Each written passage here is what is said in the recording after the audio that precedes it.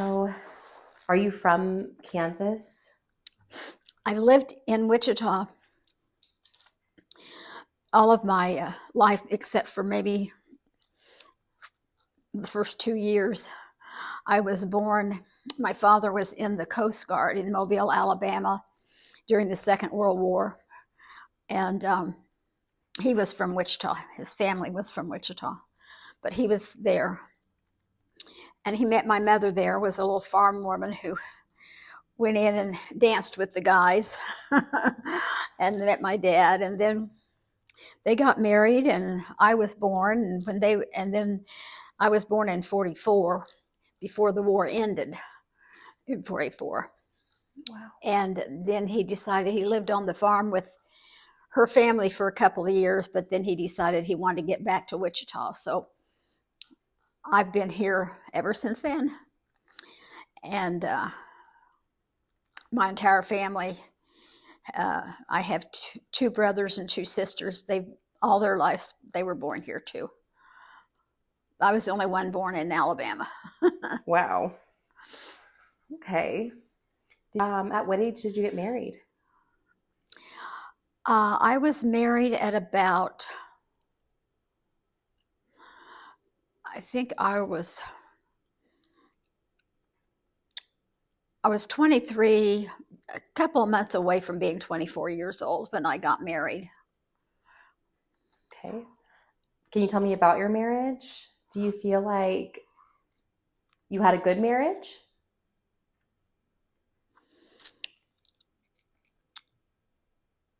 Uh, it wasn't the normal, average marriage. Did I marry a good man? Yes. Were we good together? No. I married a man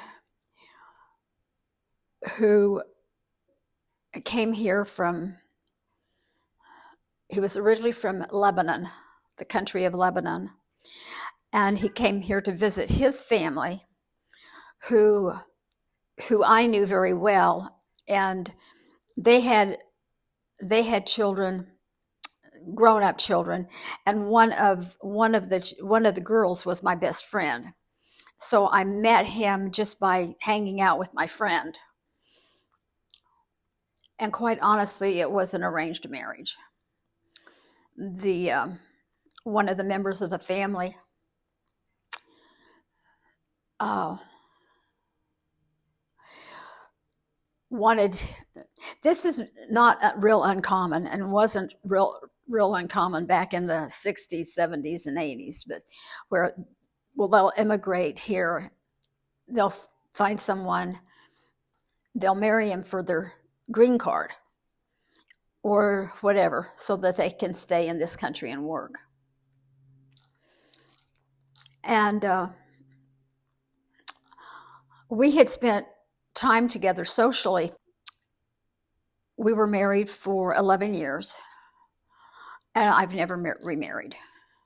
Never? Mm-mm. I had no desire to ever remarry. Okay. We had two children, and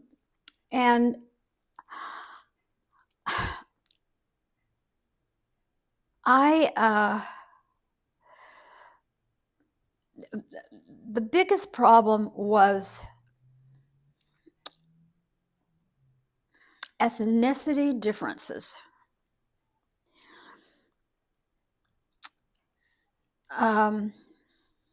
His traditions and his customs and the way he was with how a wife should be, and what the type of discipline you had on your children, and this kind of was just so different from me. And I didn't feel that the best thing for my family was for us to stay married. I'll never forget the day that the judge granted the divorce. Afterwards, we went out for dinner, the two of us. And he put his head in his hands and he says, I will not see my children grow. And I said, you will not see your children grow only if that's what you choose. Because I said, this is not between you, us, and the children. This is between you and me, the two of us. And I am not going to keep you away from your children. So I made sure that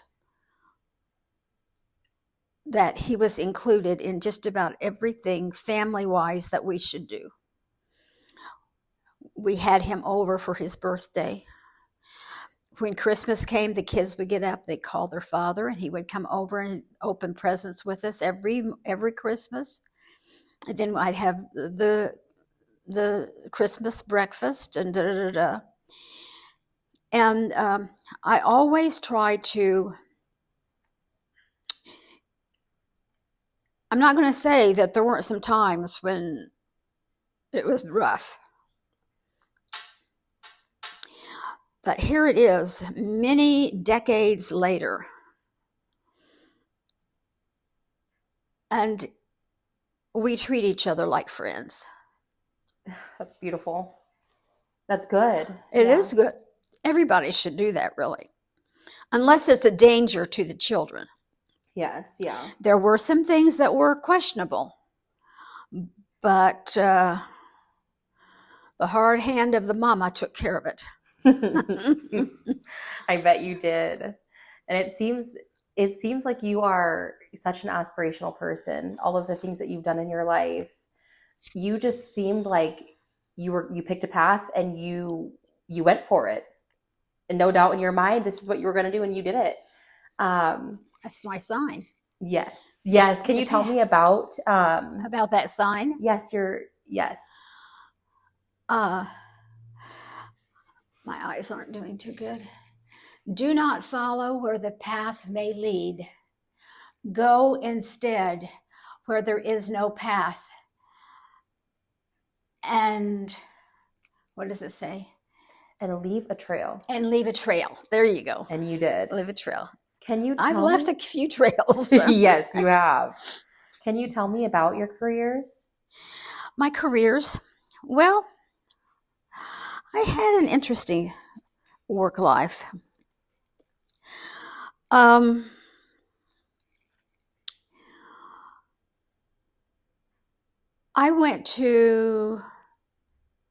graduated from Wichita High School North, went to Wichita State University for a few semesters, but then got a job in a dental office and decided that I wanted to do that kind of thing, a dental assistant kind of work. And when I was about 21 years old, I got hired by a orthodontist that did braces on teeth, and he was going to train me to make and help do the braces in his office for him. And I was excited about that. But my father was a real estate person. And he had a strip center, and in that strip center was a liquor store. This was not I was the oldest in the family, and I did what my daddy wanted me to do, okay? Long story short, the people who had the liquor store didn't want it anymore, and he wanted me to become the owner of the liquor store. So at 21 years old, I owned a liquor store. I didn't know that much about it, but I did own it, and I did very well at it. People liked it. The whole thing with liquor back then was different than it is now. Yes. And so I owned this liquor store. About a year after we were married, that all wasn't coming together so well. I sold my liquor store and just stayed at home and worked as a mother and a wife and that kind of thing. In 1971, our first child was born. She was about 3 months old when we wanted to go out for dinner. We went out for dinner, and we were driving home from the East Wichita to the West Side, and my little girl, 3 months old, had been left for the first time with a babysitter, our high school neighbor, a little neighbor girl.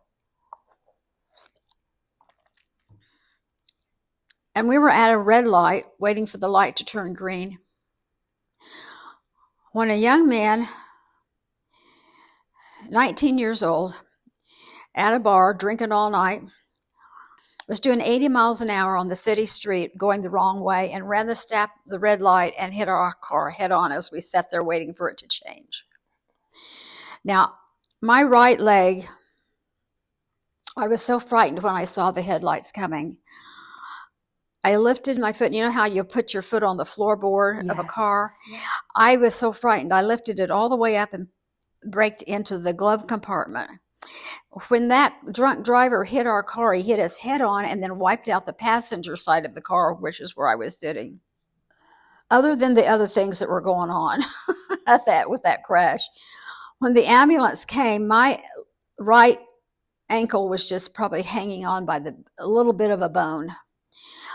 And they carried me and put my right foot, carried me into a bucket of ice and lifted me into the ambulance. And that's the way I went to the hospital. I had a fabulous doctor there. And through a series of events, over 22 surgeries, having my ankle completely removed and replaced with a plastic ankle in the mid-70s, 1970s, and then walking with the cane and a brace and everything, because they were trying to keep me from having an amputation. And in 1991, we were facing that, and a pretty serious situation was happening. And my doctor that I had from the night of the crash wanted me to go see a new doctor that was just starting practice in Wichita. And he worked a miracle. He absolutely worked a miracle. And you see me walking now. Yeah. I'm walking better than I've walked since that car wreck. But I was facing life in a wheelchair. And after my divorce of 11 years of marriage, having 2 children, my daughter was 8, my son was 3, I was going to go back to work. And the only thing I really knew at that time was the liquor business. So, and then I had this little disability. Yes. But I called the people I knew from the liquor industry and asked them if they had maybe a job I could have. And they immediately hired me to be a marketing representative for them within the liquor industry. So I learned marketing and sales that way. And I want to tell you something. Nobody knows it better than the liquor industry. I bet. If you can sell liquor, you might as well put it to anything. You can do it, Anyway, I was with them for about 4 years, and it got kind of ugly. Tell you the truth, the men were jealous of me. I could outsell them any time of the day. And it got a little uncomfortable. And my mother, God bless her, she would come in, she'd say, "Marianne, have you ever thought, about your children? And they're seeing you, I didn't drink. Amazingly enough, I was not a person that went out and drank in the bars or anything like that. But I would have liquor in the house because that's what I sold. Yeah. And I would have materials in the house because I would take it out to my clients for selling. They call it point of sale materials, that they would use in the liquor stores and put it up. And I said, no, I haven't really thought about it. But then I started thinking about it. I thought, no, this is not what I want. So I left my job in the liquor industry, and I interviewed and was hired by what was then the first marketing team for Larksville Place Retirement Community. So basically, I just went into marketing, okay?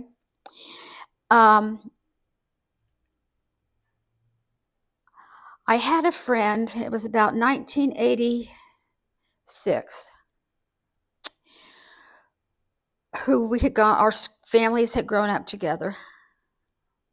She's a lovely young lady. She was pregnant with her third child. On her way home from work during River Festival week, and a repeat drunk driver ran a red light and hit her car. She was head injured for several months, having this baby inside of her growing. Yeah. And the River Festival was in May, and I believe it was the day before she died, the baby died inside of her. She weighed about 80 pounds when she died. That's so sad. And I went to her funeral. Now, I will tell you, that is a funeral that a person, any person, would never forget.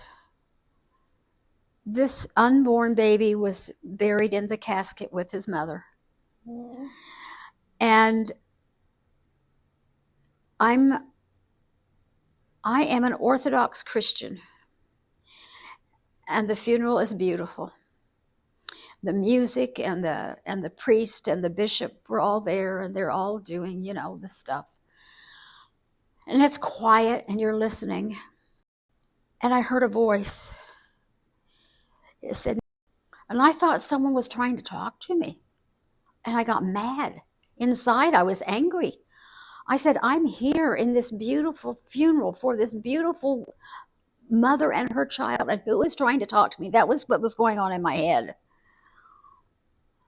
I looked, and it didn't look like anybody was trying to talk to me. So I said, okay, so I'm crazy. So I'm sitting there, and then again, I couldn't believe it. Then a third time, find out what's being done to help victims that was not done when you had your crash. That was God. And I knew it. And when God tells you to do something, you do it. Oh, yeah. So I silently went home, and I started checking around and found out that even though there was a MAD organization in Wichita, they were not doing services for victims. I went out and I met with the person that had brought the MAD organization to Wichita, and she just plain told me that they were doing Project Graduation and Project Prom, which are important things, but they were not doing services for victims. They weren't helping victims. Even though the victims were going to their meetings, and the victims were the ones that they were doing the work for them, they weren't doing anything for the victims. So I told them, I said, okay, they're going to call you. When they do, you tell them to come to me. And I gave them my phone number. And I went to the father of the husband of this woman who had been killed, and I talked with him. And I said, I'm going to start something that's going to help victims because I've been there. I know what is needed. And I'm supposed to do this because there's nobody out there doing it. And we talked, and he said, how much do you think it will cost to do that? I said, well, to start a non-for-profit, it's going to cost me for the paperwork and everything about $500. But I said, I'll have it. So we sat and we talked. And pretty soon he excused himself. We were at his house, and he went up the stairs. And he came back down, and he handed me $500. That's what started the DUI Victim Center of Kansas. He gave me the money that made it possible for me to be able to put together the 501c3 non-for-profit organization that we needed. What was then called Interfaith Ministries. loaned me a box, post office box, where I could receive mails and things. And I worked out of the family room of my home while I kept my marketing job for Larksville Place. And I went to the boss I had, and I told him, I said, look, I want to do this, but I need my job. But I might have to be going to court with victims and doing some things with victims during the day. And I want you to know that if you'll allow me to do this, I will work at night, I will work on the weekends. You will not miss anything from me doing it. I will continue to do the job I'm doing for you. And he said, Marianne, I don't care what it takes. I don't want you to leave us, so you do what you have to do. So that's what I did.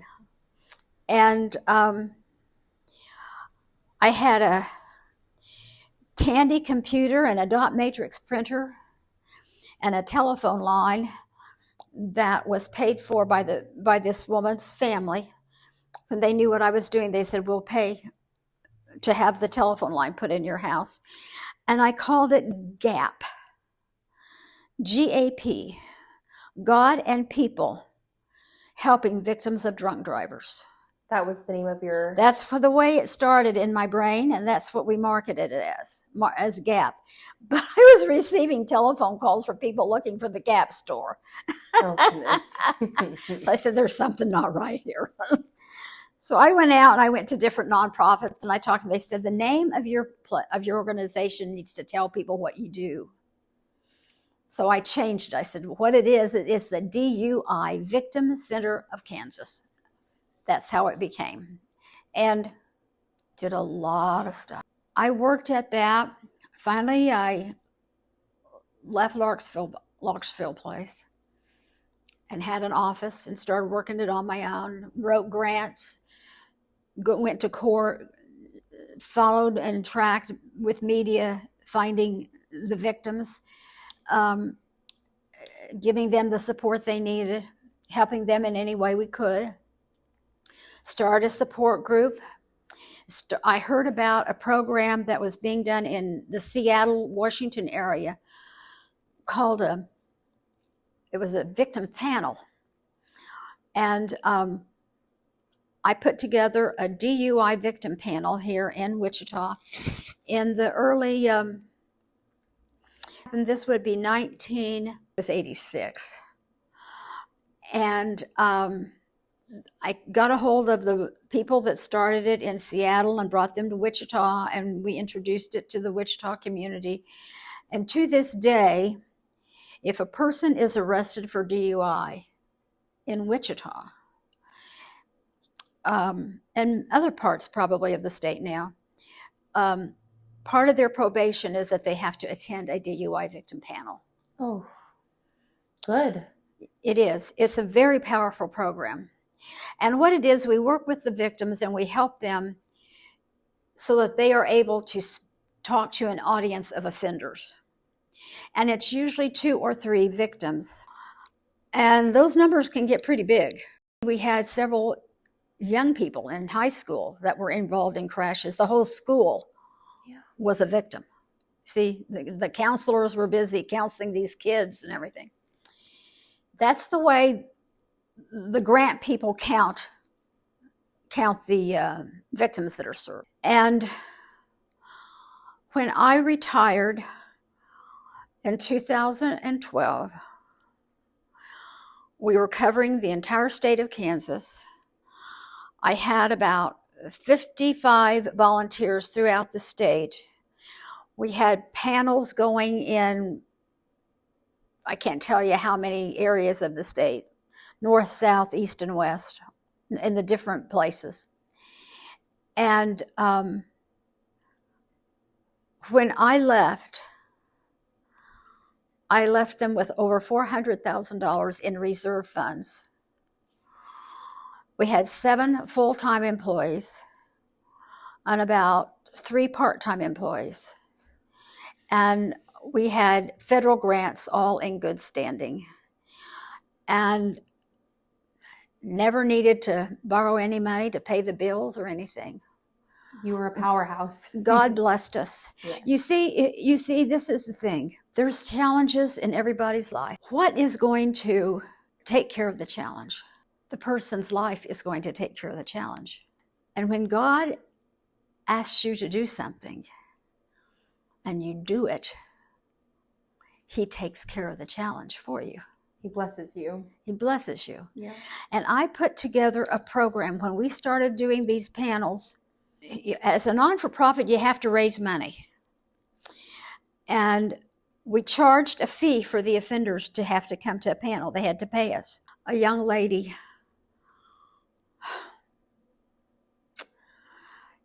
she was in her, I believe, the end of her sophomore year, maybe going into her junior year of high school. She was walking along the street over in the Hutchinson area, which is where she was from, outside of the Hutchinson. And lovely, lovely young girl. And she was walking with a group of her friends. And a drunk driver comes along the street, swerving around, da-da-da-da, runs into the group and hits her. She becomes terribly head injured. She can't speak. She can't walk. She's in a wheelchair. She can't write. How does she go to school? Yeah. Her mother contacted us through the media, knew who we were, and they had led me to her. And we started helping the family. And her mother would bring her in her wheelchair and speak on a panel. And the one thing that this family wanted more than anything was for this girl to graduate from high school. Now, how do you do it? Yeah. So the teachers and the family worked together, and they said, if you can get her this thing that attaches to the wheelchair, where she can come to class and she'll have a place where we can help her and work with her on it, we will get her graduated. And so the DUI Victim Center of Kansas bought that for that child. That's what we did with the 10%. Those kinds of things.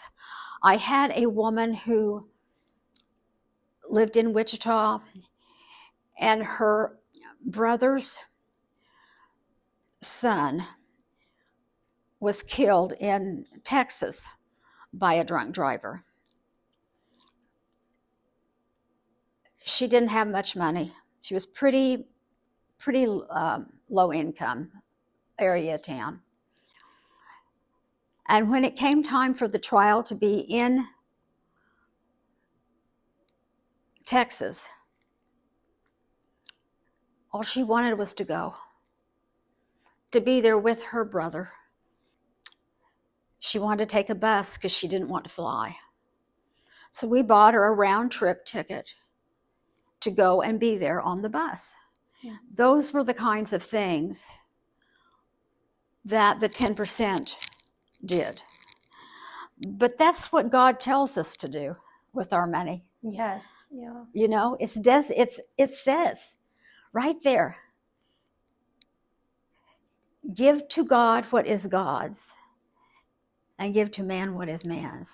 And 10% is all that God is asked to give, is asking for. That's true.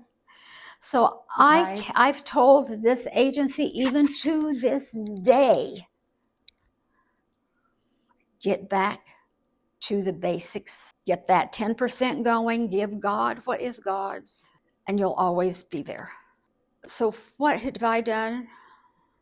Non-for-profit. I know you mentioned that in addition to the non-profit in Kansas, the Alaska. Yes, you had one in Alaska as well. Wow. What a blessing I have had in my life. You have. we had an incident through the DUI Victim Center of Kansas.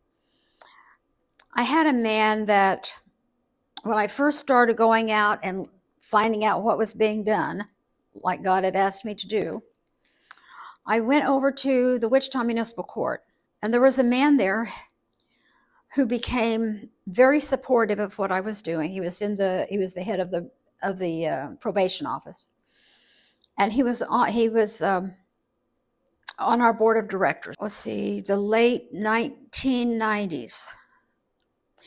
He was a young man in his 40s. He became ill with cancer, very unexpected, and I wanted to help him and his wife in some way. So I called up the people that I knew would be supportive, and it came down to a pretty difficult decision. He did not have a good diagnosis. And back then, a lot of people were going to Mexico for treatments of cancer and stuff like that, because they had things they were doing that we weren't doing here. Yeah. So I got with a couple of people, and we raised the money to get an air ambulance and take him and his wife to Mexico for treatment. This did not come out of DUI funds. And we got him down there, and he got down there, and the diagnosis was so bad. They couldn't do anything for him. They just basically sent him back home. Oh my gosh. Now, he had a brother who lived in Bethel, Alaska. Now, I had never in my life heard of Bethel, Alaska, okay? But after this man came home from Mexico, the family all came into Wichita and just kind of gathered around him at the house and stayed with him. And just in about another week and a half, he was gone to God. He passed. But the brother from Alaska came in. Now, the connection here is my faith, the Orthodox Church. Yes. Because the Orthodox Church is prevalent in the native Alaska, in Bush, Alaska. We think about Alaska, the Alaska was settled by Russian businessmen that came over and settled Alaska. Well, they treated the native people very bad. Mm. And the Tsarinas, or whatever they are, from Russia, sent their Orthodox monks to Alaska to minister to these businessmen.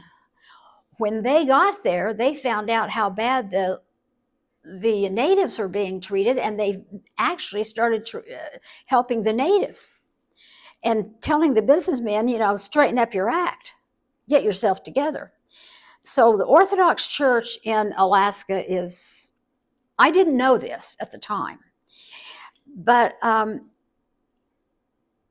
anyway, I visited a little bit with this man's brother, and I started looking at different things about the church in Alaska. And in December of that year, which I am pretty sure was 1999, I'm pretty sure it was 98 or 99. In December, we have a Saint's Day for Saint Herman of Alaska. I was in church on that December day of that year, and our bishop was in church, and he had acquired a relic of this saint. And what a relic is it's a piece of something related to that saint. It might be a piece of his clothing or her clothing. It might be a piece of the wood from from their casket. It's a piece of something that is like for example over there, I have a piece of cloth that is said to be from the gown of the Theotokos, the Mother of God. Wow. And so you have these little things that people have. And he was sent this from one of the higher priests in Alaska, was sent to my bishop. And he was doing this service in the church. And he was placing this in an icon that we have. In fact, we have it at our church today. It's there, and the relic is in it. And I'm listening to this service, and here he comes again. And I said, oh my goodness. It's you again. Yeah, pretty much. That's what I said. And then he said it again. And I said, what, Lord? He says, go to Alaska and follow the path of the saints.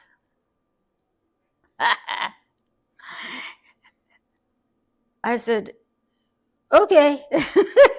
I came home. Well, I thought, now that is something. I sat down and I started studying the saints of Alaska. And I got a big map of Alaska. And I said, okay, this one was here, this one was here. Alaska is a pretty amazing state. Yes. And especially to try to travel. Huge. You know, and where they were and what they were doing and everything. Here's Sitka, here's Kwethluk, here's Bethel, here's the Kuskokwim. So anyway, after studying and doing this, I called my priest. And I said, what had happened about me being called. And we went to the church. He said, I want to call somebody. I said, okay. Well, what I had learned is that in the summer, there were these pilgrimages to Alaska.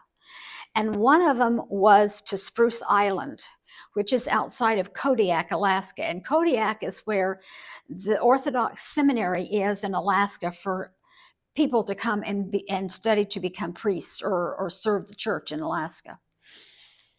And Spruce Island was the home of Saint Herman of Alaska. So they have this pilgrimage every summer to the home of Saint Herman.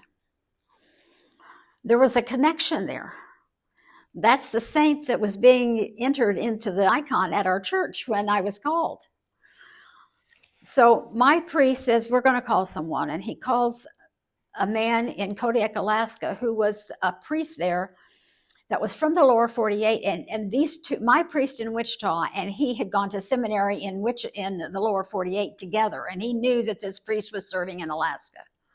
So anyway, he gets on the phone and he says, I have a parishioner here that da-da-da-da-da-da-da, and da-da-da-da-da. If she comes to Kodiak, could you give her a place to stay? So we get on the phone and they start putting my trip together. And I'm on my way to Alaska, my dear. Then I said, there was a bishop in Alaska. First of all, I have to get invited by the bishop in Alaska. And my priest here said, you need to go talk to our bishop here. There's that man right there. You see a picture of him. And talk to him about Alaska. It just so happened that our bishop in Wichita at one time was the Orthodox bishop over Alaska. Oh, wow. See how all this stuff just comes together? Yes. Yeah. So I go and I talk to my bishop, and he tells me things. Yes, Marianne, you're going. He said, you must contact the bishop there and let him know, see if he will welcome you in. And he said, and I want you to tell you a few things. In Alaska, the Orthodox Church, the women cover their heads. So you will all be prepared to have a scarf or something, and always wear your scarf to cover your head when you go to church. Okay? That's the tradition. Another thing is, You're going to be served food that you are not familiar with. He said, in Alaska, the food comes from the land or the ocean or the water or the sky. And he said, when something is given to them, it comes from God and none of it is wasted. He said, you might be served bird soup with a bird's eye floating in it. You cannot refuse to eat it. It is an insult. These are the traditions. I said, okay. And I wrote and contacted some people in Alaska, and I was welcomed. I boarded a plane in July, middle of July, about 1998, 99. I brought my children, my two children together. They were older now, they were grown. And I set them down and I said, look, this is what I'm doing. I said, I'm not going to take any of my savings, but I'm cashing in a life insurance policy. And that money is going to fund my trip to Alaska. I said, but your father is wealthy and all that he has will be yours someday. But I said, God will give this back to us. And so I cashed in the life insurance policy and I went to Alaska. Now, the stories I could tell you would take up too much of your time. The stories of the bear, the stories of the moose, the stories of the fish, the stories of the natives. Numerous adventures and blessings. But I got to Alaska and I saw the great need. And the need was great. Yes. They don't have money. It's not a rich culture. It's a native culture. And the food there is imported. I can't remember what the cost of a loaf of bread was there at that time compared to what I pay in the lower 48, but it was huge. And I will go to Kodiak and I go on the pilgrimage to Spruce Island and I do all these things. And I learn about the seminary. And if the Orthodox faith is to survive and grow and live and do what it needs to do, they have to have clergy and people to work with the people. I also learned that there were, because of the nature of Alaska, which is darkness and lightness at opposite times of the year. I was there in the summer and you never saw the dark. 2016 to 2017, which was the final year of the Adopt a Seminarian project, 4 sponsors participated to support 4 seminarians. The Adopt a Seminarian project was a major project, and we had it going for several years. The St. Juliana Food Pantry, it provided good food and other things for the seminarians. We had a ladies' luncheon at each year for the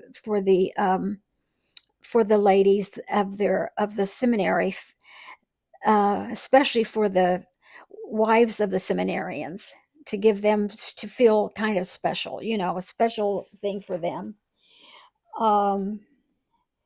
And I mean, these were big things for Alaska. These were things that had never happened in the history of the diocese. And we did a linens project in cooperation with Walmart in Kodiak and churches in the lower 48 The Linens Project provided all linens, towels, washcloths, blankets, sheets, pillows, and etc., all new for St. Herman's Seminary. All were purchased, collected, and shipped to St. Herman's Seminary to complete the list provided by the current seminary dean, Father Benjamin Peterson. What happened is I went to the seminary and I didn't even have a washcloth. And I said, what is going on? Don't you have washcloths here? So I discovered from myself that they had these needs. They didn't have They anything. didn't have anything. They needed sheets, they needed blankets, they needed everything. So what I did is I had churches in the lower 48. I sent them a list and I said, this is what I need. And we collected it and got it all taken care of through Walmart in Kodiak. That's amazing. Um, They had no resources, mm-mm, and you came in and you mm-mm. provided everything. Then we had IOCC, which is an International Orthodox Christian Charities. It's like the Red Cross, only it's Orthodox. It's an International Orthodox non-for-profit, big throughout the whole world. And they sponsored substance abuse training. I coordinated with them that they had someone come in and work with the people at the seminary to work with them on substance abuse issues, because if and when they would become priests, aside from the fact that they maybe had their own issues themselves, they would have those issues within their churches in the bush. Yes. So we wanted those people to be trained on how to handle substance abuse issues within the church. Definitely. So we put that program together for Alaska. And I put together a library project in 3 different phases. So these are just some pictures of what we did. Looks like you created it from the walls up. I did. Wow. And here's the rest of it. Yeah. It's beautiful. We had a church school project for St. Herman's Seminary with Holy Resurrection Cathedral for a youth project. We put together a seminary scholarship fund.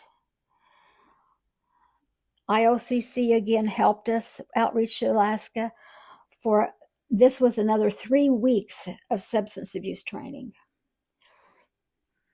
And I put together the Dean's Discretionary Fund, which meant that we raised money for the dean to be able to have of the seminary to be able to have a discretionary fund for him to have money to take care of emergency needs that he might have. We put together a seminary scholarship fund. IOCC again helped us, Outreach to Alaska, for this was another 3 weeks of substance abuse training. And I put together the Dean's Discretionary Fund, which meant that we raised money for the dean to be able to have of the seminary to be able to have a discretionary fund for him to have money to take care of emergency needs that he might have for his students. The kitchen project. When I would come in and put together something, they didn't have the plates for me they didn't have things in the kitchen for me to be able to do a project at the scale that I wanted to do it on. So I said, okay, we're going to do better than this. Yeah. So we had to put together the kitchen. They still got all my dishes there, I'm sure. Oh, they were so pleased with that. I'm sure, because now they can provide for them. Then we put together, this is another substance abuse training for the seminarians. And the Belarus icon is something very special, and I presented it particularly to St. Herman's Seminary when we did this substance abuse training thing. This is the Belarus icon. You can't see it very well here, but that's what I presented to them. Put together a project of furniture. I just completely furnished the place You did. with everything for them. See, there's a chair that's coming off of a truck that's being shipped in there. Um, I had a grant for the bishop and Father John, who was the dean of the seminary, to attend a fundraising school in the lower 48 so they could learn how to raise money. Okay. I didn't even know we had that. Oh, honey, I can teach you a lot of stuff. It's a fabulous place. The Farah Foundation. It's a fundraising school. In fact, where's my book? You see that blue book there? That blue folder? Yes. That's got all my stuff in it. All the degrees that I did, all the studies that I did, all the things I went to, and I probably have stuff in there from the fundraising school. It's out of Purdue University. Okay. I'll tell you about it. Outreach Alaska. The last request from Saint Sophia, that's a church, in 2000 was for an altar Bible. They wanted a Bible for their altar. Can you believe that? They didn't have one? Haram. So he indicated exactly what he wanted for the parish, and Outreach Alaska furnished the altar Bible.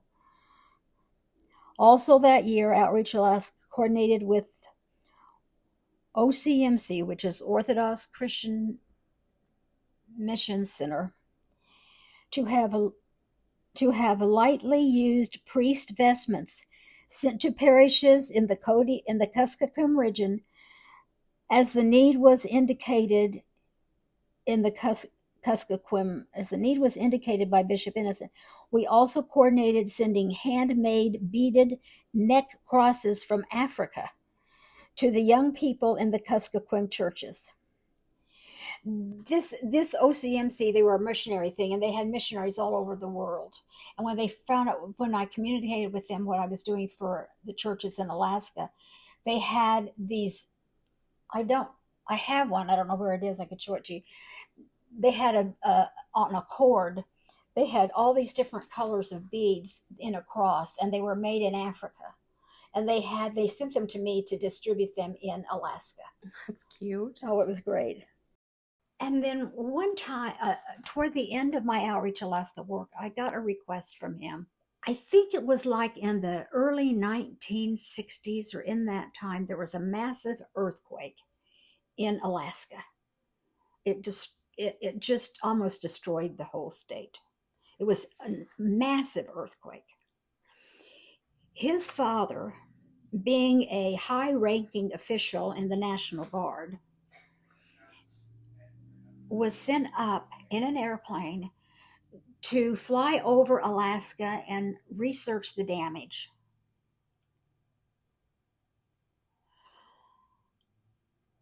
His father's plane went down and he was killed. That's horrible. And this man, with the anniversary of the earthquake, he contacted me and asked me to request that the churches ring the bells in memory of his father. Did you ring the bells? And I contacted the bishop in Alaska and requested that every church in Alaska ring the bells at the same time in memory of this man's father. And they did. That's beautiful. And I was able to report to him, the bells are ringing. That is something that I'll never forget. His father was important to him. Of course. Yeah. He was a young fella, and his daddy died. And he was so helpful to me in so many ways. What a simple thing for me to do. Yeah. It was easy. Ring the bells. I might try to contact him again. If I can find out how to email him, I might email him and say, should we try the ring the bells again, Mr. Oh, Carroll? he would probably love that. Oh, He yeah. would. Oh, yeah. I never thought about it really. It's been, my life has been so different since I stopped doing Alaska that I'd forgotten. I'd forgotten a lot of things until now you've had me talking about them. Yes. And now you can, and even though you're retired, you can still reach out to these people and prosper and keep pushing forward and do some amazing things, from the Well, seat of your own home. yeah, Yes. I want them to pray for me. Yes. They'll I'm never old. forget you. They better not. You've I done so know. much for I them. know that the priest there will not. The Father John Dunlop, he will always remember me. Some of them are not there anymore. Some of them have passed, like Father Michael Alexa. Oh, Inspirational. I mean, I have been so blessed. God has put me in places that nobody else would ever be has been put. Yes. Is there a piece of advice that you would like to leave with our listeners today?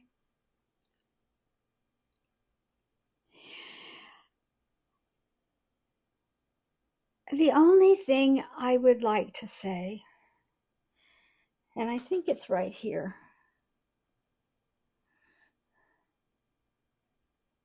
Have I already said this? Have I read this to you? I am only one. You have, but I you can have. do it again. Yes. In closing, I will leave you with the words of a contemporary Romanian nun. I am only one, but I am one. I cannot do everything, but I can do something. What I can do, I ought to do, and by the grace of God, I will do it. What I would like to say is remember these words, because nothing has ever been accomplished by anyone, however small, however grand they become, if they didn't start as one. And we all are only one. And one and one and one and one and one equals 5. So get it together. You have, sit and listen. God's talking to you. Sit and listen. He will tell you what to do and do it.